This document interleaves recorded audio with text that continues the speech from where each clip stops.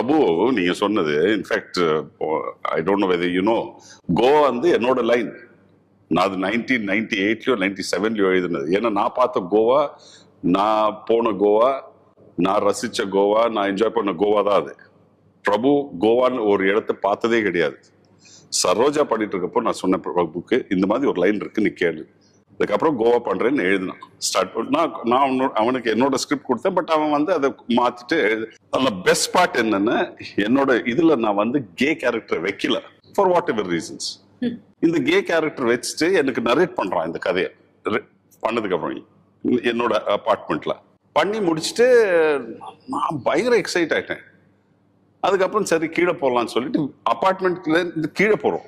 கீழே போய் நான் அவனை கேட்கறேன், யாரா பண்றா இது, அந்த கே கேரக்டர் யார் பண்ணுவான்னா, சரி வா சொல்றேன்னு சொல்லி கிரவுண்ட் வரைக்கும் போயிட்டான். நீதான் சொல்லிட்டு ஓடி போயிட்டான்.